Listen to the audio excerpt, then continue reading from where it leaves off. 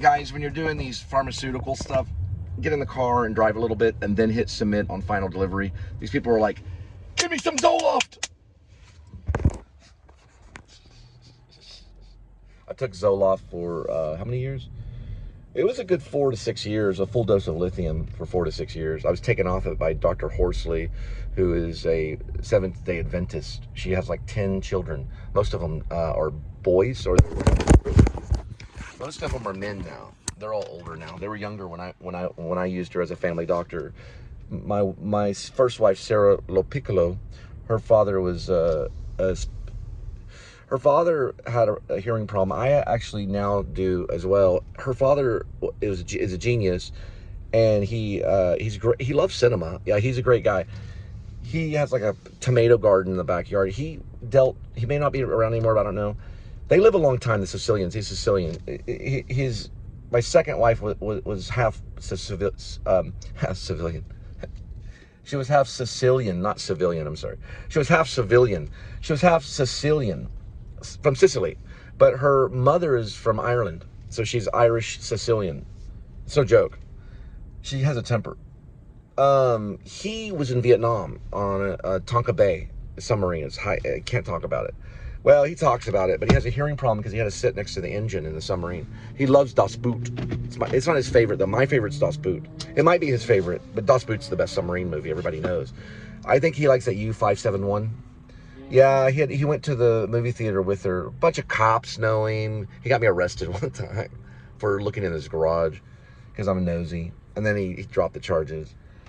It was like a trespassing thing. He didn't want me around Sarah. Sarah and I were married for almost 6 years, and she introduced me to David Lynch because David Lynch was connected to the radio. And she was going to ABS, which is American Broadcast School. It's basically where they study the radio. And she was studying radio, not television and film, just radio. There was supposed to be a news broadcast about David Lynch coming to Dallas with a movie that's called Inland Empire, and it was at the USA Film Festival in Dallas. So her tickets were dropped, and she was in media, so she was basically a radio announcer. That's what Sarah was studying to be, or podcast person. Sarah got the tickets and said, well, would you like to meet David Lynch? And I didn't believe her. I was like, okay. So she hands me this ticket that says USA Film Festival, and it says Inland Empire on it. And so I'm like, this dude's not going to be here. Because I was supposed to meet Sam Shepard with Kathy Bates when they made the when they made Dashiell Hammett story. Dashiell, not Daniel. Dashiell Hammett with Kathy Bates. I was supposed to meet Sam Shepard a long time ago, way before I met Sarah. Before I even left to Hollywood. I was going to give him a letter. And the letter said, thank you. A lot of people will compare the writings of Sam Shepard to David Lynch. It has been done online. It has been done in YouTube. They will compare. They'll ask they'll ask David Lynch, do you know about Sam Shepard? David Lynch doesn't. He'll go, no, I don't know about Sam Shepard. They compare the two in writing. I don't think they're similar, but I didn't ask him that. I went to the movie. We saw the movie. This guy came out with a guitar, started playing electric guitar, and then there he was, David Lynch.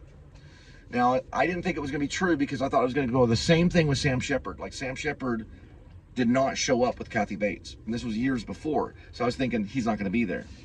There he was, sitting in a chair. You know, he had the whole thing just like this. The whole thing. You know, this whole thing like this.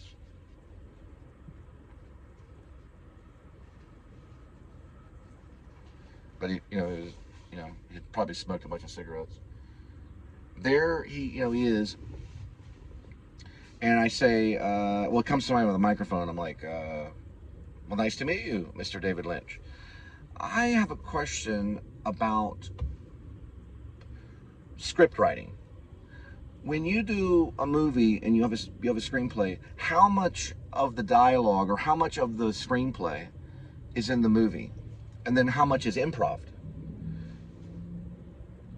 All right, Cole, I appreciate the question. You're talking about screenplays, and if they're in the movie, everything is scripted.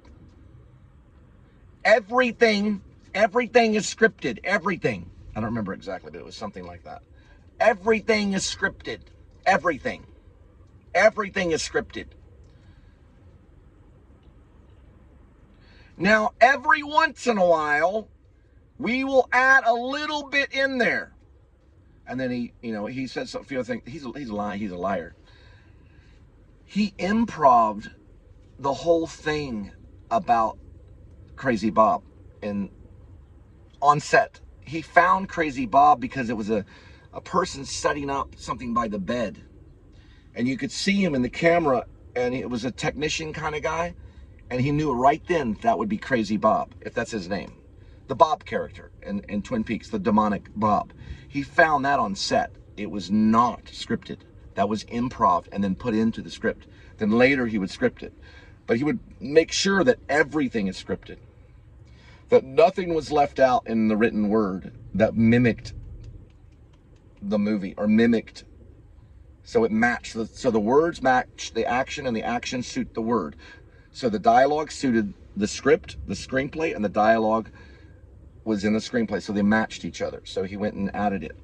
Now, that's what I believe Hamlet, or I believe Shakespeare was talking about, that the action suits the word and the word suits the action. Hamlet hinted at that, I think. Let the words suit the action suit the word. So that was all done and throughout his whole career. He scripted everything. Now, I don't believe that to this day, because I don't think there's a script for Inland Empire. Inland Empire was the cursed one. If there is, I would like to read it. So there probably is now a script. But the rumor about Inland Empire is that it was all improv, and then the script was added. So he worked backwards for Inland Empire, if you can believe it. I don't believe it. I think he added improv when he could, and then he tried to go by the script as much as possible. I believe he did that with Eraserhead and all his films. That every once in a while he'd find something, there would be an idea, and he would use and implement that idea on set. Then he would add it back into the script after publication came out for the screenplay. I believe that is the truth about David Lynch. Now, he lied to me because he needed me to understand that everything is scripted. That was important for me to understand, or it would be confusing. David Lynch never lived in ambiguity. He never lived in ambiguity. There was no left and right. There was no north and south at the same time. He went north, or he went south, or he went left, or he went right, or he went to the east to the west, or he went from the west to the east. He never went ambiguity. There was no ambiguity. There's no David Mamet. There's no David Mamet to the dialogue, if you want to say, in even direction. Because there's some direction stuff that's weird in Sam Shepard when it comes to direction. He would say, cut to. How does an actor cut to? It's not a screenplay. Read the Mad Dog Blues. There was no ambiguity. With David Lynch, the person got up off the couch, they walked over to the door, they opened the door, and they walked out the door. And they said this. And then they walked out. And that was correct. So it would be written that way. And then it would be planned, and the shot would be perfect. The cinematography would be perfect. Everything would be in line. The lights would be perfect. He would spend a day on the lights, or however long. The sound would have to be whatever he wanted, and everything was manipulated, and there was no Cassavetes about it.